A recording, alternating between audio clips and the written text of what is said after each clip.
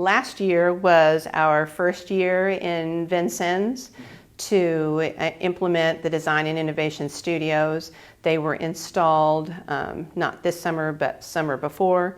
So last year was our first school year. I am teacher at two of the elementary school buildings. Then we have another teacher who is with the other two. We have four public elementary schools with Vincennes Community School Corporation. The tools and equipment that are given to us as part of our STEM studios are like nothing else that we've ever had at the elementary level. And that while they are in the middle school and high school, there might have been opportunities in the past for the kids to do a tech type class. There was nothing available at elementary, anything like what we have, which is robotics, circuitry, 3D printers. This is something altogether new for us at this level, and I'm talking kindergarten through 5th grade. At the elementary level, I love the idea of the children having the STEM special, and right now it's a once a week 30-minute class that they attend. Each class comes in and we work on the different pieces of technology that have been given to us. I would love to see that eventually develop more into adding on some pieces of technology that are probably going to be available to us in the future through mini grants that Purdue IN-MaC is offering, along with, of course, the help of STEM Education Works, who is the driving force behind all of our training and implementation of the technology itself. But I would love to see it develop into where we could do more than just a 30-minute STEM special. That's my personal goal, but love to be able to do more and actually start tiptoeing into some project-based learning at the elementary level, where we work with classroom teachers and the different subjects that they teach and add in the STEM pieces that I teach and put it together and have actual project-based learning at the elementary level. That would be my dream to be able to see happen. As far as where we come from, I'm from Vincennes, Indiana. It's Knox County. We have Vincennes University, who is definitely one of the partners here. They are actually the ones through their grant programs that help fund our particular studios in Vincennes. But we work closely with them, who then turn and work closely with partners like Toyota, who's right in Princeton, right down the road in Gibson County from us.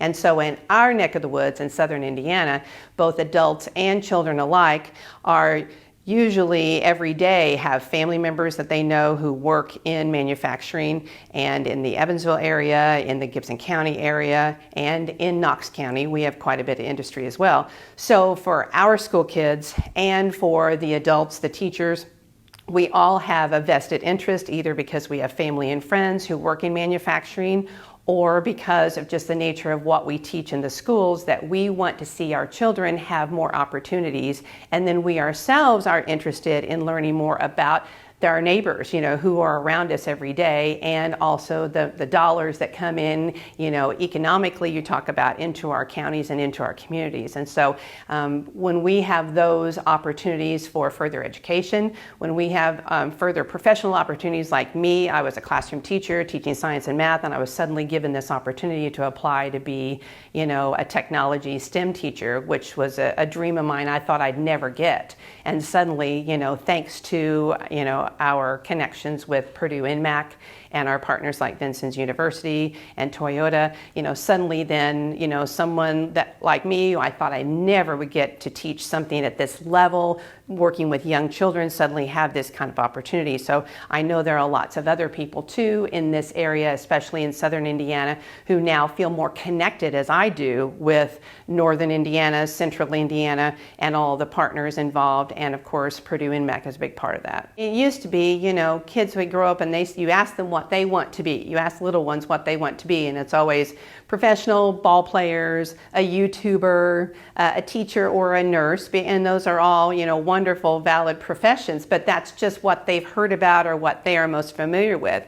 And now, because of all these things like Pathways and all of the other programs that are coming now down the road that are teaching all of us what opportunities are there. And now I'm talking to my students, and I see over 700 students on a weekly basis. I'm talking to them about options that they have, and we have programs, and I'm starting to tell them that they can take tech classes in middle school. When they get to high school, there are opportunities for them that perhaps they can work part of the time they would work in a school and part of the time they might work in a manufacturing facility, and that they can come out of school and they can go into a program that would then help pay for a college education if they want to be an engineer. If they want to come right out of school and work, as Sasha was saying today, that is an option that they can do too, with good paying jobs, with benefits, to be able to raise a family. So I think the push to put these studios into the elementary level in particular just starts that whole process, whereas before maybe certain things were at the high school level only, maybe middle school, and now that we've taken it all the way down into the elementary level, I think it just starts those conversations happening and gets the interest and gets the engagement and the excitement started to where then kids might think differently about something that they might want to do in the future.